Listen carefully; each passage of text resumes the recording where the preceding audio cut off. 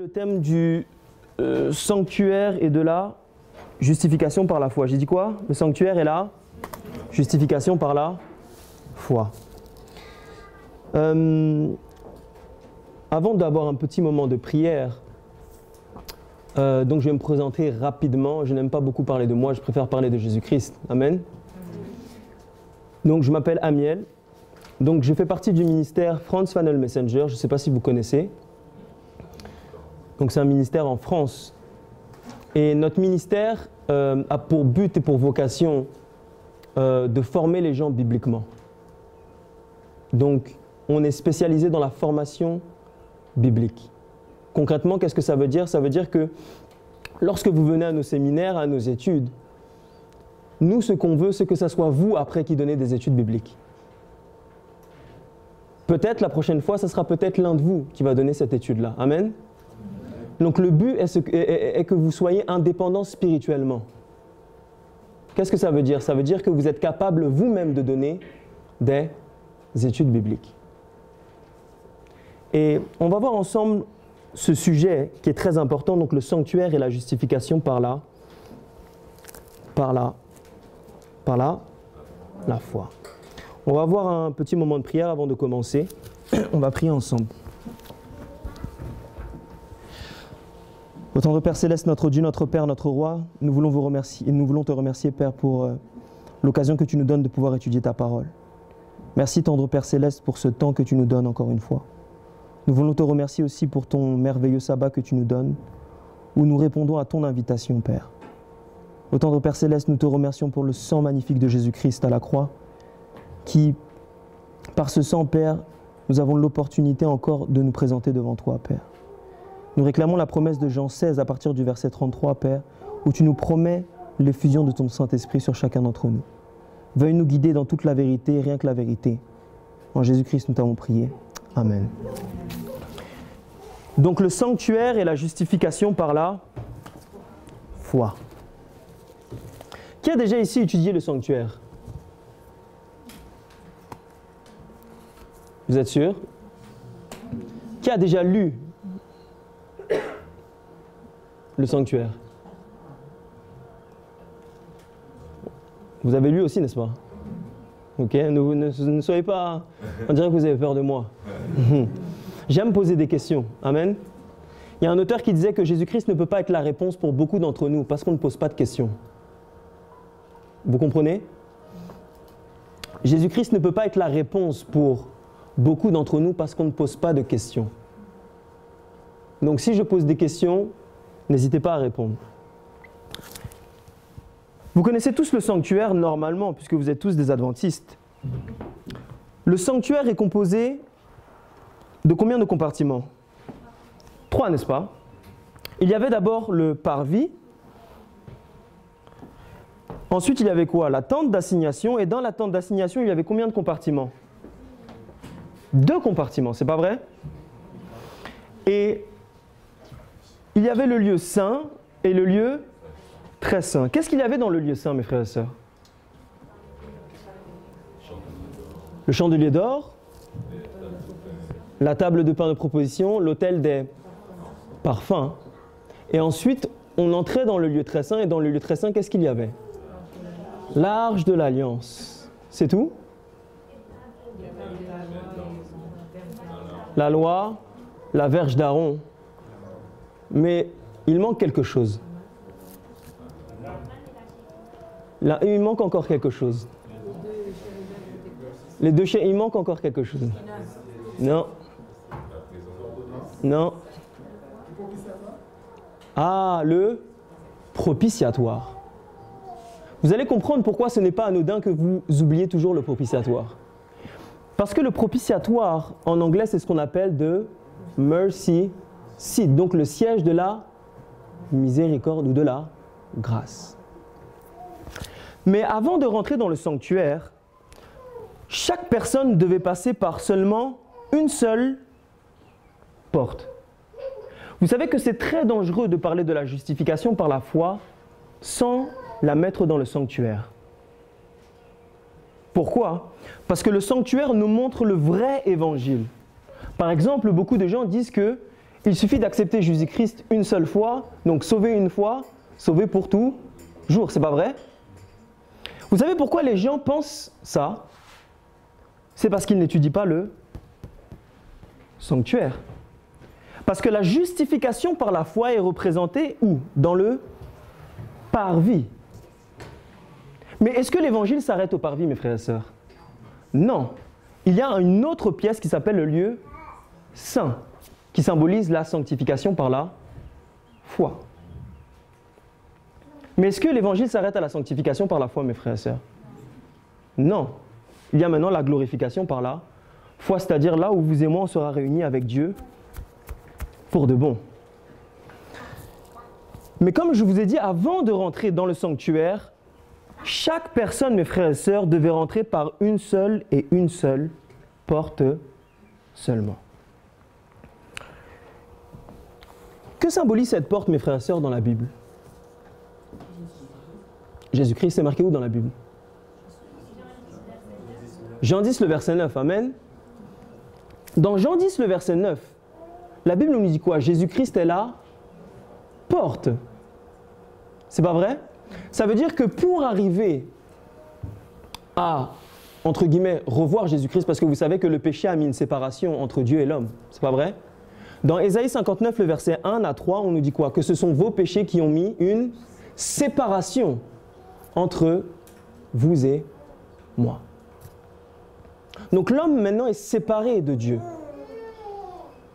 Mais Dieu nous dit, il nous donne une bonne nouvelle, il nous dit qu'il nous a donné le sanctuaire. Et il nous dit que tous ceux qui veulent revenir à lui doivent passer par une seule porte qui est qui? Jésus-Christ. Maintenant, mes frères et sœurs, cette porte-là symbolise bien plus de choses que Jésus-Christ. On va voir ensemble. On va voir ensemble déjà que la justification par la foi est partout dans le sanctuaire, donc partout dans le plan du salut. Si vous dites seulement que la justification par la foi est dans le parvis, c'est une erreur aussi. Parce qu'on dit la justification par la foi, la sanctification par la foi et la glorification par la foi. Donc la justification par la foi est partout, mes frères et sœurs. Maintenant, comment prouver ça bibliquement? Voici à quoi ressemblait la première porte dans le sanctuaire. Combien il y avait de colonnes ici? 4, n'est-ce pas? Si vous lisez Exode 38, donc tout Exode 38, on va vous donner la description de cette porte-là. Il y avait combien de couleurs, mes frères et sœurs, sur la porte? Si vous regardez, combien de couleurs vous voyez? 3, n'est-ce pas? Il y avait quoi comme couleur?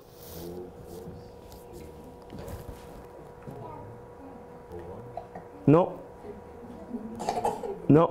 Il y a du rouge d'abord. C'est pas vrai?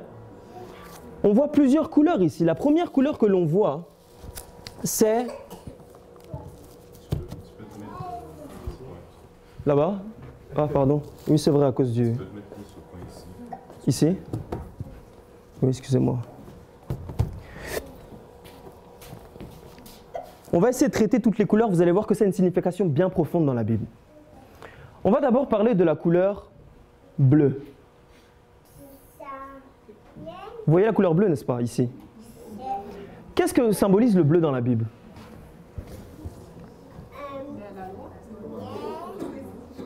La loi de Dieu. Vous vous rappelez l'histoire de cet homme qui a transgressé le sabbat parce qu'il ramassait du bois? Vous vous rappelez? Dans Nombre 15. Lorsqu'il a ramassé du bois, on nous dit qu'il a transgressé le sabbat. Et qu'est-ce qui s'est passé?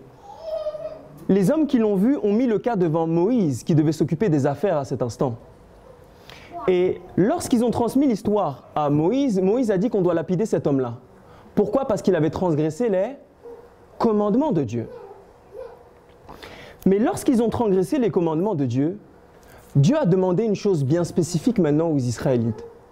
Qu'est-ce qu'il leur avait demandé? Qu'est-ce qu'il avait demandé? De mettre un turban. De mettre un turban comment? Bleu. Et il leur a dit que ce turban bleu-là allait c'était comme un signe pour qu'il se rappelle les commandements de qui? De Dieu. Donc le bleu dans la Bible, mes frères et sœurs, symbolise quoi? Les commandements de Dieu ou l'obéissance. Si vous étudiez bien, vous allez voir que c'est répété dans Psaume 97, dans Apocalypse, que le trône de Dieu est fait de saphir. C'est pas vrai? Le saphir, c'est quelle couleur, mes frères et sœurs? C'est rouge? C'est bleu. Donc lorsqu'on parle de bleu dans la Bible, ça symbolise quoi, mes frères et sœurs? L'obéissance. Il est intéressant de noter, mes frères et sœurs, que quelle est la couleur prédominante sur la terre? Ah, c'est le bleu. Qui a dit rouge?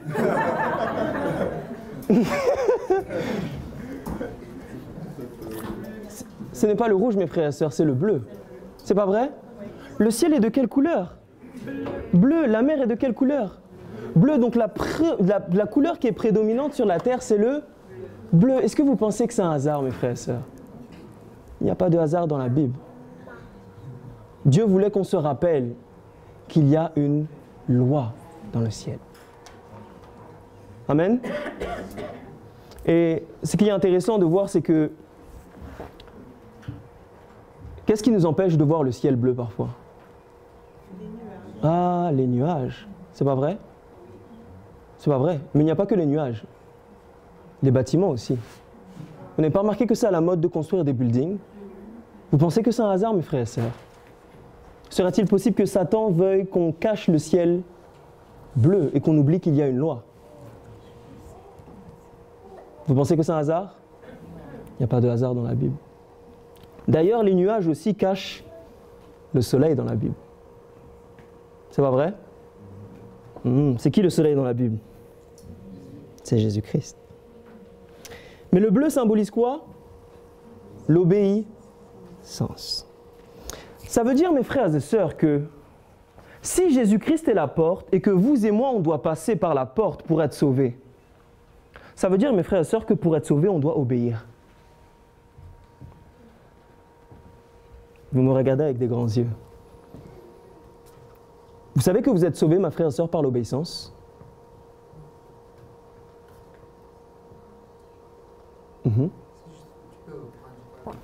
Si Jésus-Christ est la porte, et qu'on doit passer par cette porte pour être sauvé, mais que sur cette porte-là, on a vu la couleur bleue, qui symbolise quoi? L'obéissance. Ça veut dire que nous sommes sauvés par l'obéissance.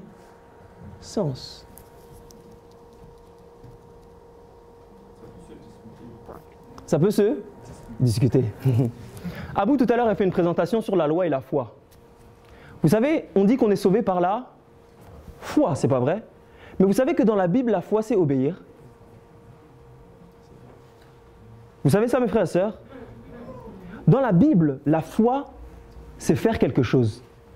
On va aller dans plusieurs textes pour voir ça ensemble. On va aller dans Jean 6. D'abord, Jean 3.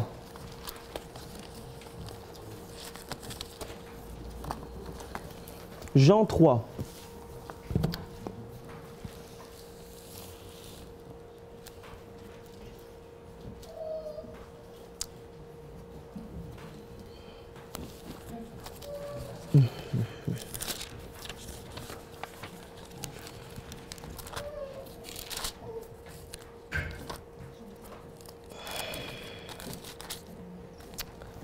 Jean 3, le verset 36. Vous y êtes, mes frères et sœurs? Vous avez vos Bibles? Jean 3, le verset 36. On va lire ensemble. On va lire ensemble.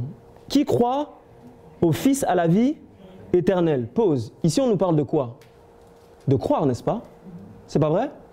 Maintenant, remarquez le texte qui vient après. Mais qui désobéit au Fils ne verra pas la vie, mais la colère de Dieu demeure sur lui. Pas dans votre version? Vous avez quoi comme version? Est-ce que tu peux lire dans ta version, s'il te plaît?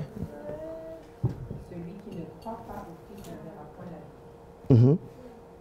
Mais la colère de Dieu demeure sur lui. C'est tout ce que votre texte dit.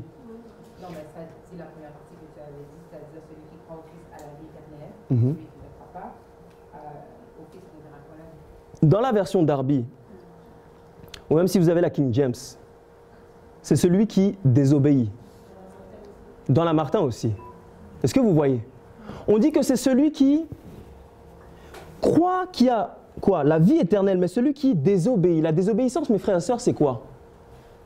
C'est désobéir à quoi? À la loi. Donc par contraste, le contraste de quelqu'un qui désobéit, c'est quelqu'un qui obéit. On va aller dans un autre texte, dans Jean 6, le verset 9. Jean 6, le verset 9.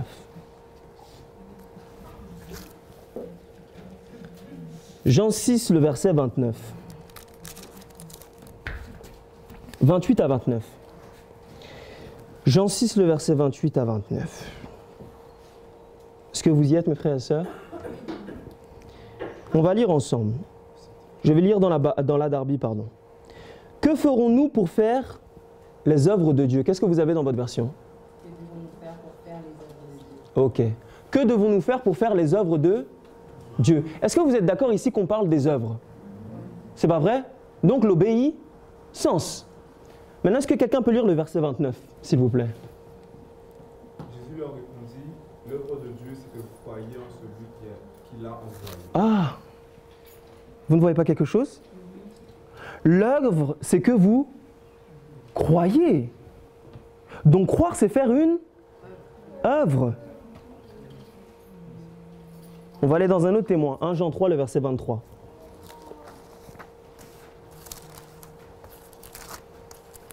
1 Jean 3, le verset 23.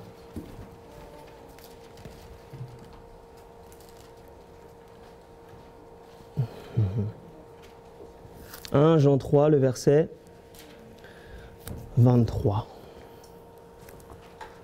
Si on n'a pas compris ça, mes frères et sœurs, on n'a pas compris la justification par la foi. 1 Jean 3, le verset 23. J'ai votre version. C'est ici son commandement.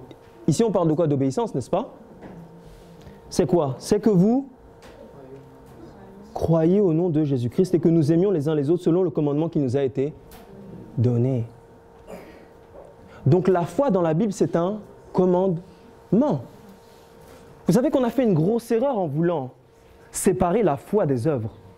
C'est Jacques qui dit ça, non? Dans Jacques 2, le verset 17, Jacques dit quoi? La foi sans les œuvres, c'est une foi qui est comment? Morte.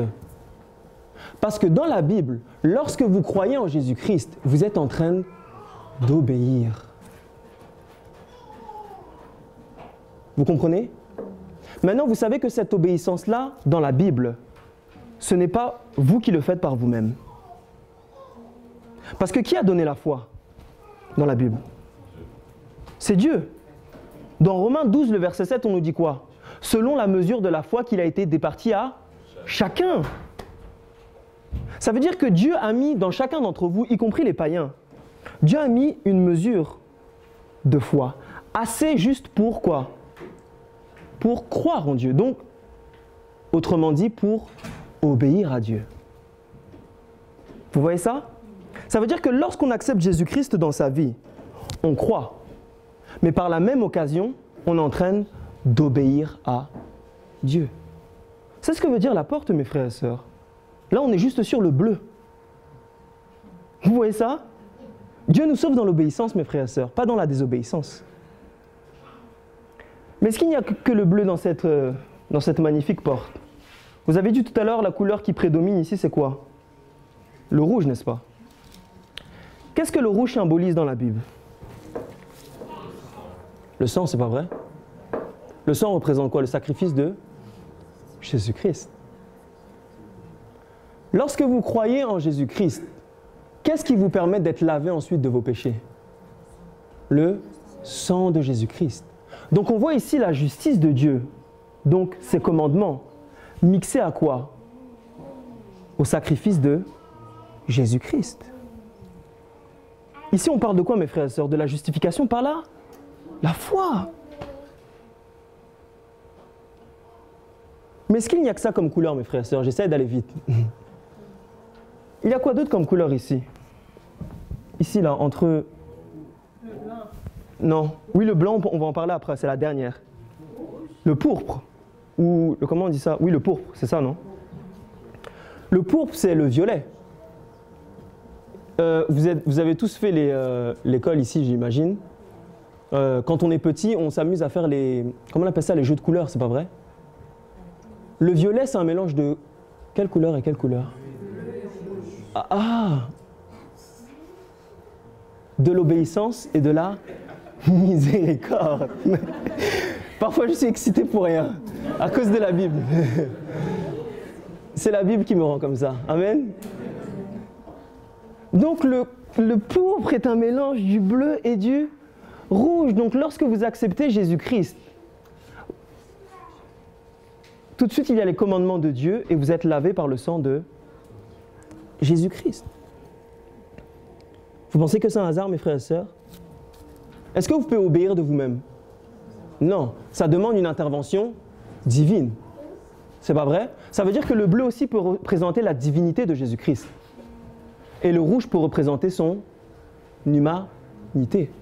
Donc, le pourpre, c'est la divinité mixée avec l'humanité, c'est pas vrai? Et ensuite vient la couleur quoi? Le blanc. Donc, lorsque vous mixez la divinité et l'humanité dans la vie de quelqu'un, comment vous êtes? Vous êtes pur aux yeux de Dieu. Est-ce que vous voyez ça, mes frères et sœurs? Ici, on est simplement sur la première porte. Ça nous parle ici de la justification par la foi. Et ici, il y a combien de poteaux? 4. Jésus-Christ a été percé à combien d'endroits? À vous de deviner. À vous de deviner. 4. 2 mains de pied. 2 mains de pied. 2 mains de pied, il n'a pas été percé sur la tête. Oui, la côte a été percée. Mais quels étaient les 2 endroits qui ont été cloués sur la croix? Il n'y a que 4 parce que c'est des clous, ça. Parce que ici, mes frères et sœurs, c'est enfoncé où? Dans la terre. Donc c'est des clous. Donc Jésus-Christ a été... Bref. Ici, on est seulement sur la première porte. Dans le sanctuaire, mes frères et sœurs, il y a combien de portes?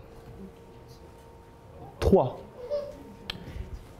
Lorsque vous acceptez Jésus-Christ dans votre vie, vous acceptez son sacrifice, c'est pas vrai? L'autel des sacrifices. Là, on sacrifiait quoi? L'agneau. Jean 1, le verset 29, qu'est-ce que ça dit? Voici l'agneau qui ôte les péchés du monde. Ensuite, ici, il y avait quoi? La cuve des reins. Donc, lorsque vous acceptez Jésus-Christ, la Bible dit dans Marc 16, le verset 15, c'est celui qui croit et qui sera baptisé, qui sera sauvé. Donc, les deux sont nécessaires. C'est pas vrai? Ici, c'est ce qu'on appelle aussi la justification par la foi. Mais une fois que vous êtes arrivé ici, vous devez passer une autre porte.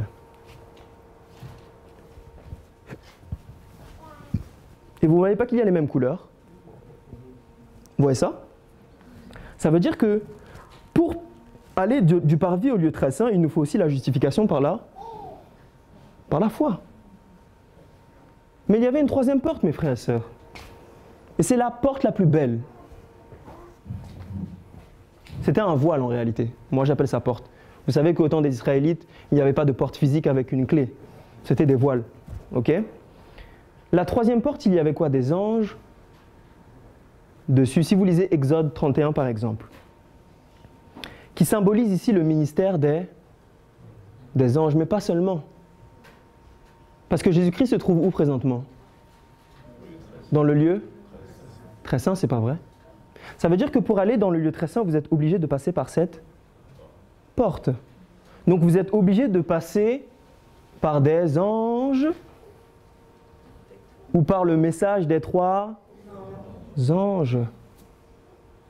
C'est le message des 3 anges qui fait que le peuple qui est ici est préparé pour entrer dans le lieu très saint, donc là où Jésus-Christ est. Mais ce qui va nous intéresser aujourd'hui, c'est la dernière étape du sanctuaire. Vous connaissez tout ça, non? C'est l'arche de quoi? L'arche de l'Alliance. Parce que le sujet en réalité que Jaffa m'avait demandé, et je le remercie d'ailleurs pour l'invitation, c'était spécifiquement pour la justification par la foi et le sanctuaire et le temps d'expiation, c'était ça, non? Et la purification du sanctuaire. Une fois par an, le souverain sacrificateur allait où? Dans le lieu très saint. C'était le Yom Kippour ou le jour d'expiation. Donc une fois par année, il devait faire l'expiation du péché de tout le peuple. Et le peuple à cet instant-là devait faire sa propre investigation sur lui-même. Et si vous étudiez bien le Yom Kippour, vous allez voir que durant le Yom Kippour, les gens ne regardaient pas aux autres. Vous savez ça? Chacun regardait à soi-même. Ça veut dire que si vous et moi, là, on vit dans le moment du Yom Kippour, on ne doit pas regarder les autres. Vous comprenez? Quelqu'un qui ne vit pas dans le Yom Kippour, c'est très facile à reconnaître. C'est généralement quelqu'un qui parle sur les autres. Eh oui, mes frères et sœurs. Donc si vous voyez des gens dans l'église qui parlent les uns, c'est parce que la personne ne comprend pas encore que c'est le Yom Kippour. Il faut s'examiner soi-même durant cette période-là. Et ici, il y avait quoi? Les deux chérubins. Dans Jacques 1, on nous dit que même les anges plongent leur regard dans quoi? Dans la loi de Dieu, c'est pas vrai? Donc, les deux chérubins plongent leur regard où? Vers la loi. Mais mes frères et sœurs, avant d'arriver par la loi, il y avait autre chose ici. Il y avait le propitiatoire.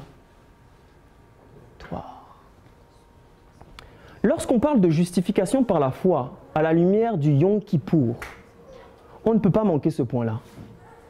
Parce que pour arriver à la loi des 10 commandements, vous étiez obligé de passer par quoi? La grâce ou la miséricorde.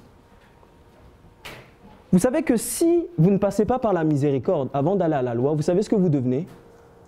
Des pharisiens. C'est pas vrai? Les pharisiens gardaient la loi. Mais ils ont réussi à crucifier qui? Jésus-Christ.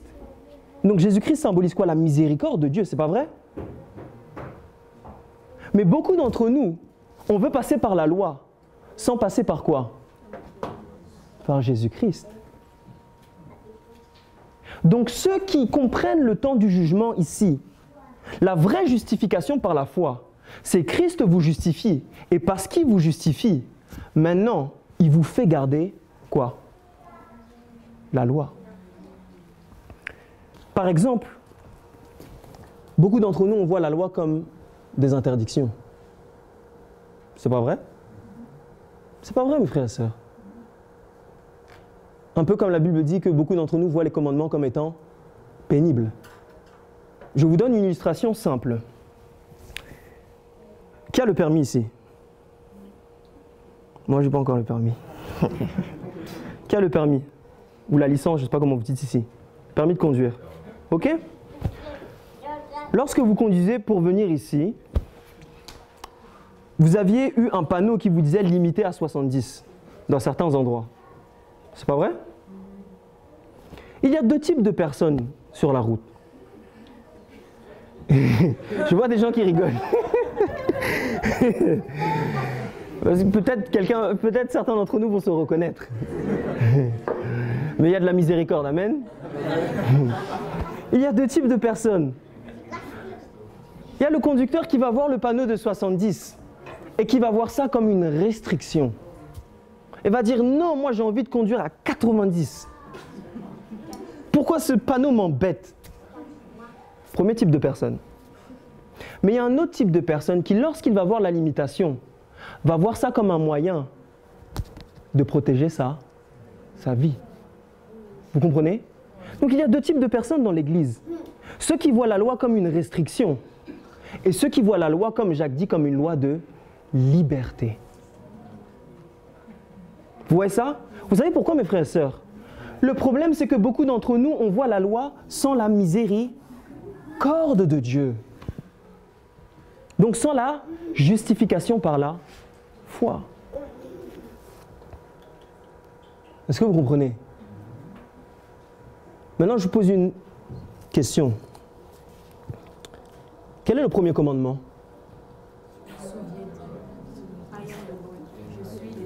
Quel est le premier commandement? Vous sonnez comme la multitude là.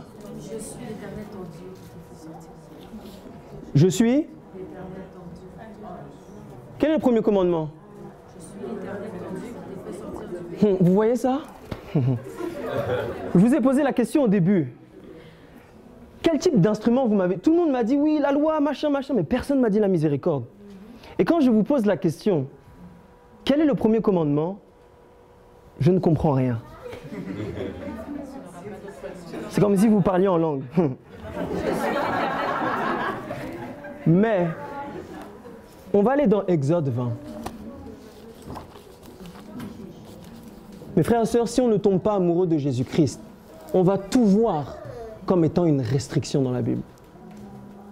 Si on n'a pas compris le message de la justification par la foi, tout ce que vous pouvez faire, vous pouvez être pasteur, vous pouvez être membre, tout ce que vous voulez, c'est zéro devant Dieu. Vous pouvez même baptiser 3000 âmes. Si vous n'avez pas compris la justification par la foi, c'est niette. On va aller dans Exode 20.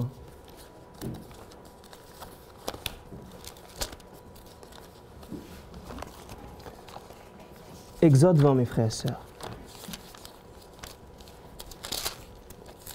Exode 20. Vous y êtes, mes frères et sœurs? Ok. Qu'est-ce que nous dit le premier verset? Et Dieu? Alors Dieu prononça toutes les paroles. Je suis l'Éternel, ton Dieu qui t'ai fait sortir de quoi? Du pays d'Égypte, de la maison de la servitude. Et tu n'auras pas d'autre Dieu devant ma face. Quand je vous ai posé la question, beaucoup de gens ont dit que le premier commandement, c'est tu n'auras pas d'autre Dieu devant ma face. Mais les 10 commandements ne commencent pas comme ça, mes frères et sœurs. Dans Exode 20, ça commence par quoi? Je suis l'Éternel, ton Dieu. Je me suis trompé même. Le verset dit, et Dieu dit. Et Dieu dit. Vous savez que mes frères et sœurs, vous pouvez faire toute une étude de 3 heures juste sur « Et Dieu dit ». Vous savez ça? Quelle est la plus grande définition de Jésus-Christ dans la Bible? Non, faux. Ça, c'est ce que les pharisiens pensaient.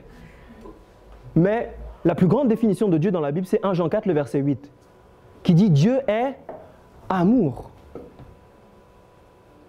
Ou autrement dit, l'amour c'est Dieu.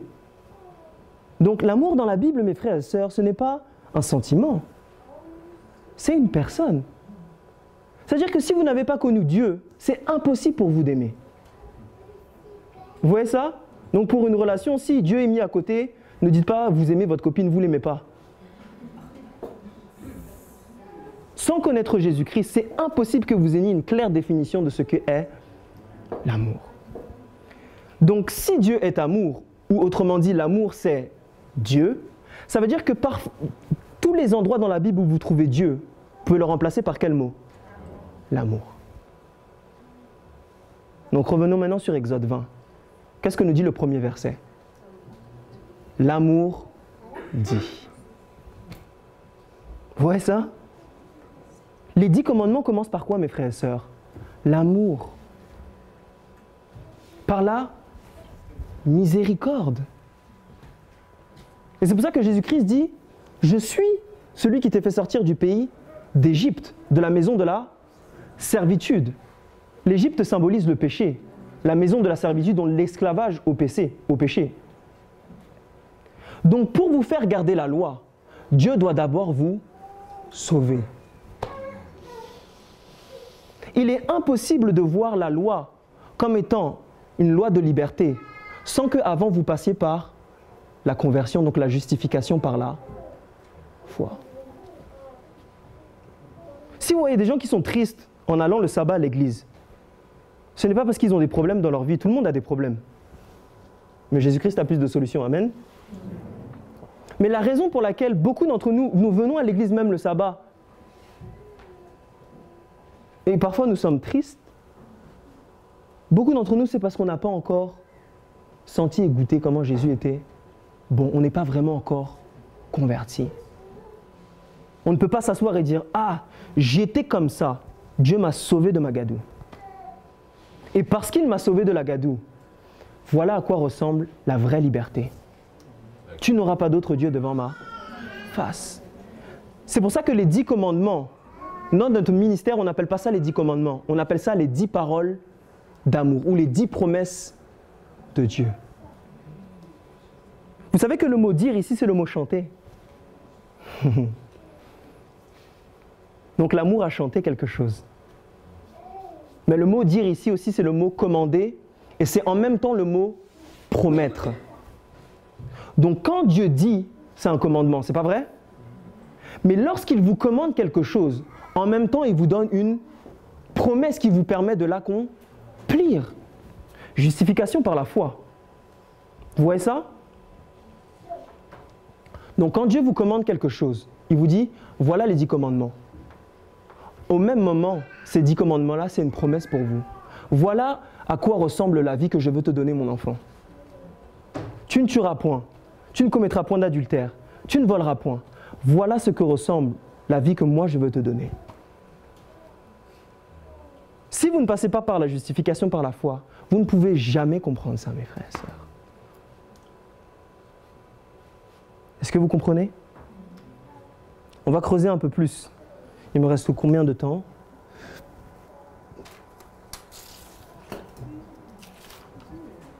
« 5 minutes?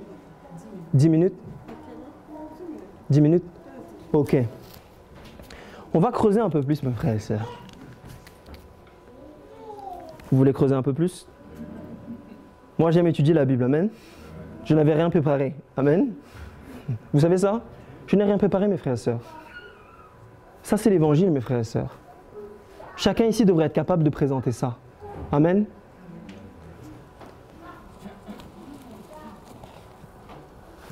On va parler un peu de la miséricorde. Ceux qui vivent dans le Yom Kippour, mes frères et sœurs, il y a quoi comme instrument? On avait vu, il y a la miséricorde, donc the mercy seat. On va aller dans un texte dans Jacques.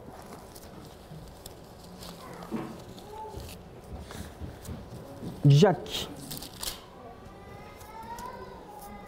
2, le verset 12. Jacques 2, le verset 12. Est-ce que vous avez vu la justification dans le lieu très saint? Qui l'a vu, s'il vous plaît? Je vais être sûr. Est-ce que vous l'avez vu? Vous l'avez vu? Sûr? Ok. On va passer à un autre point. Jacques 2, le verset 12 au verset 13. Est-ce que quelqu'un peut lire dans la version du second, s'il vous plaît, comme ça, tout le monde peut comprendre? 12 à 13. Parlez et agissez comme devant être jugés par une loi de liberté. Car le jugement est sans miséricorde pour qui n'a pas fait miséricorde. La miséricorde triomphe du jugement. Ok. Ah, quand on parle de jugement, mes frères et sœurs, on parle de quel temps? Ou de quel compartiment dans le lieu... J'ai dit la réponse. Quel compartiment dans le sanctuaire? Dans le lieu très saint. Ok? Qu'est-ce que Jacques est en train de dire ici? Qu'il n'y a pas de miséricorde pour ceux qui ne font pas quoi? Miséricorde. Faire miséricorde, mes frères et sœurs, c'est quoi dans la Bible? Aimer son prochain, c'est pas vrai? C'est pas vrai? Vous êtes d'accord avec moi? La Bible dit que celui qui ne montre pas d'amour, envers qui? Envers lui-même? Envers son prochain. Le jugement est sans miséricorde pour lui. C'est un principe dans la Bible. La manière dont vous traitez les autres va déterminer la manière dont vous allez être jugé.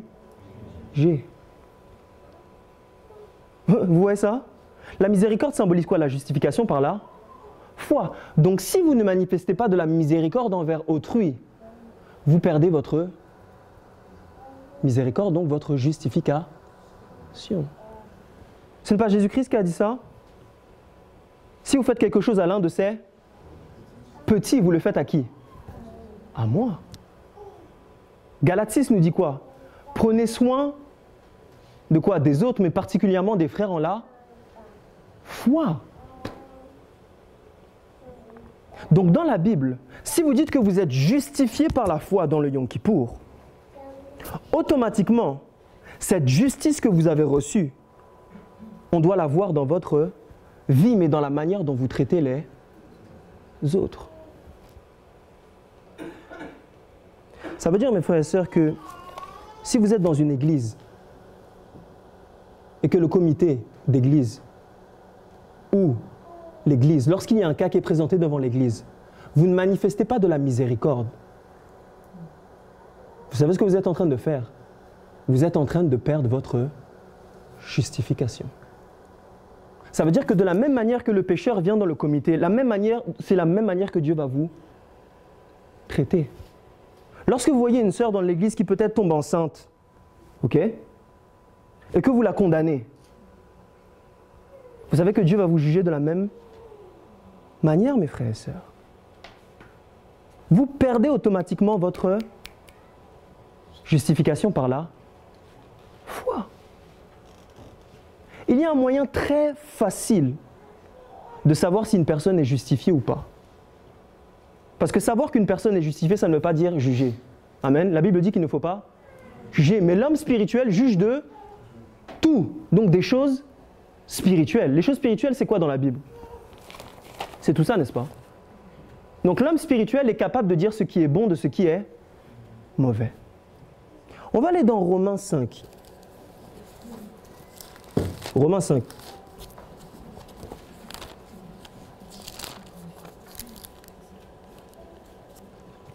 Romains 5, le verset 1. C'est toujours la justification par la foi. Dans le lieu très saint. Vous y êtes, mes frères et sœurs?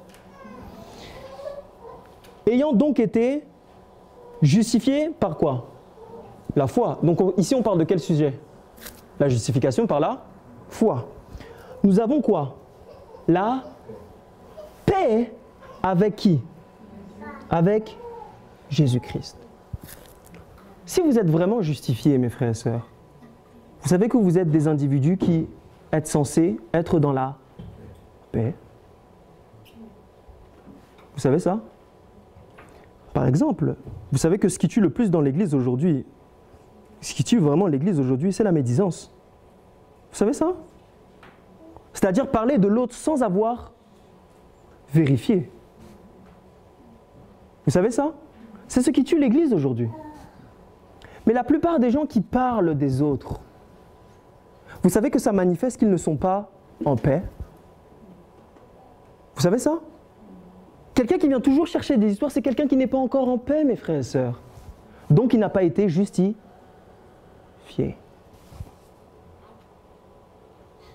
Vous comprenez? Parce que l'amour dans la Bible, mes frères et sœurs, dans 1 Jean 3, le verset 18, on dit que l'amour ne consiste pas seulement en ce qui est parlé ou ce qu'il y a dans les lèvres. Mais l'amour, c'est en action et en vérité. C'est pas vrai? C'est pas vrai? Donc, dans le Yom Kippour, vous avez besoin de la miséricorde. Donc, vous avez besoin de cet amour agapé. C'est pas vrai? On a tous besoin d'amour ici. Mais comment on va savoir que vous êtes vraiment justifié, que vous avez vraiment cet amour-là agapé? Ça va être manifesté dans la manière dont vous allez traiter l'autre. Vous savez comment Dieu nous a dit de traiter les uns et les autres? Il y a une seule méthode dans la Bible. On va terminer avec ça. Il y a une seule méthode dans la Bible que l'Église a oubliée malheureusement. Quand vous avez un conflit avec votre frère, si vous avez vraiment la miséricorde, si vous avez vraiment l'amour agapé, si vous êtes vraiment justifié, vous devez appliquer cette méthode. Qui connaît cette méthode? Ne dites rien pour ceux qui le savent. Donc maths et tout, ne dites rien. Qui connaît cette méthode?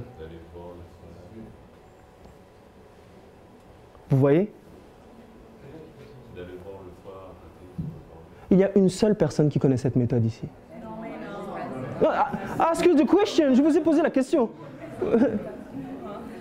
C'est la Bible qui dit que votre oui soit oui et votre non soit non. Bon, où se trouve cette méthode dans la Bible? Matthieu 18, à partir du verset 15. Et on va terminer sur ce verset-là. Matthieu 18, le verset 15.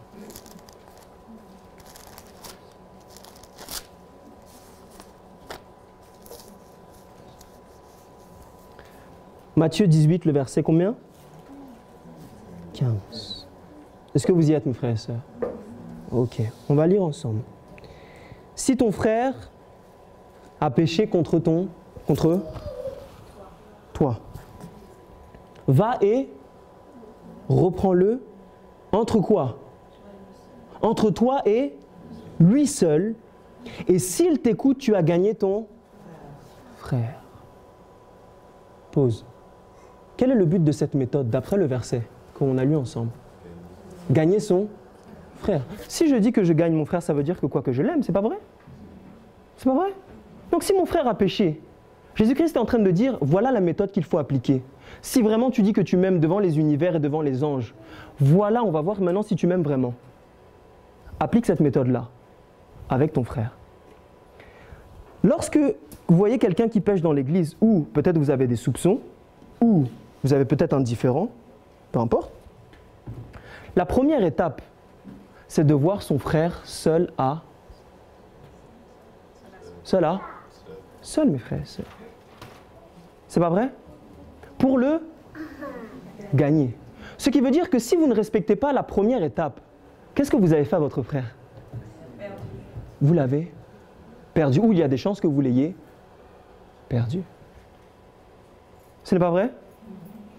C'est pour ça que, si vous remarquez bien dans l'église, mes frères et sœurs, parfois, lorsque quelqu'un pêche, qu'est-ce qu'on fait?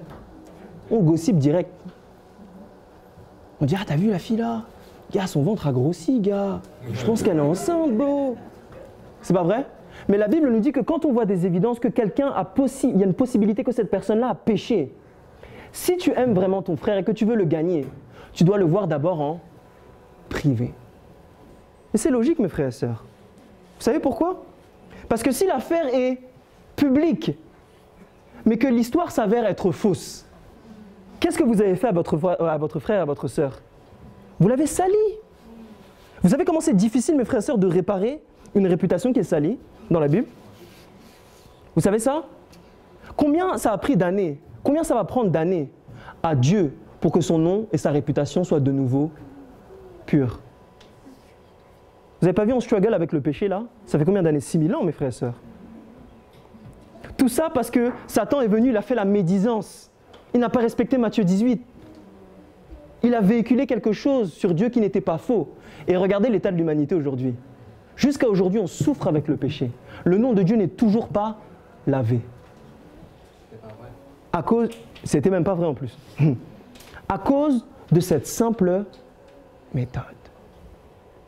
Il y a un auteur qui disait que Jacques dit que la langue est comme le feu. C'est ce que Jacques dit. La langue est un monde d'iniquité et comme la langue de feu.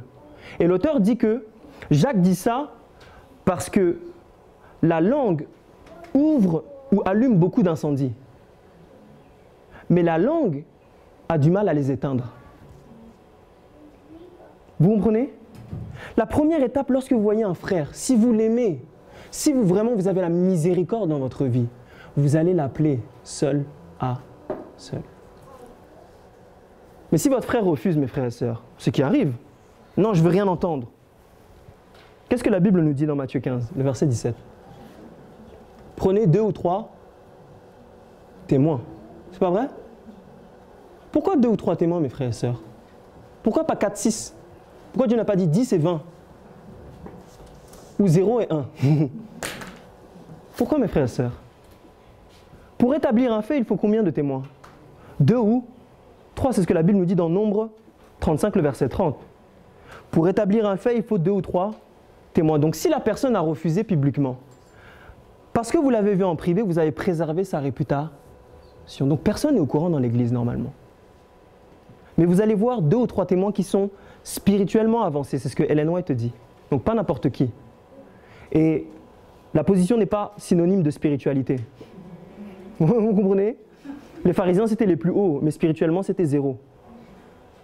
Donc choisir quelqu'un de spirituel et re-aller vers la personne et dire voilà, j'ai l'impression que tu luttes avec quelque chose. Bibliquement, c'est un péché. Il faut mentionner le péché, mes frères et sœurs. Mais la Bible dit dans 1 Jean 2 que s'il vous arriverait de pécher, vous avez un avocat auprès du Père. Voilà la solution. On peut t'aider pour cette lutte-là. Si la personne refuse, dans ces cas-là, ce n'est seulement là que l'affaire devient quoi? Publique. Et elle est présentée devant qui? Devant l'Assemblée, donc l'Église. Ça, c'est la méthode, mes frères et sœurs, dont Dieu particulièrement va nous juger dans les temps dans lesquels on vit. Parce qu'on est sauvé par la foi, mais jugé par les œuvres. Dieu va regarder et il va dire « Ah, tu dis que tu es justifié. Ok. Je t'ai montré des évidences que ton frère ou ta sœur a péché. » Dieu s'assoit comme ça et dit « Je vais voir ta réaction. Est-ce que tu vas faire cette méthode-là? Est-ce que tu vas vraiment manifester de la miséricorde? » Est-ce que vous pensez, mes frères et sœurs, qu'on a besoin de la miséricorde aujourd'hui? On a vraiment besoin de la miséricorde. C'est pas vrai? C'est pas vrai, mes frères et sœurs. Dieu nous promet une magnifique promesse dans Romains 5, le verset 5. Seigneur, on doit mémoriser ce texte-là, ça doit être imprimé dans notre tête. Est-ce qu'il y a quelque chose ici que quelqu'un peut faire de lui-même? Non, n'est-ce pas? Personne ne peut rien faire de lui-même, mes frères et sœurs. Dans Romains 5, le verset 5, on nous dit « Or, l'espérance ne trompe point. » Car qui met cet amour, mes frères et sœurs? Qui met cet amour? C'est le Saint-Esprit. Le Saint-Esprit est Dieu, c'est pas vrai? Donc on a besoin d'une intervention divine dans notre vie. C'est pas vrai? L'Église n'a pas besoin du Saint-Esprit, mes frères et sœurs.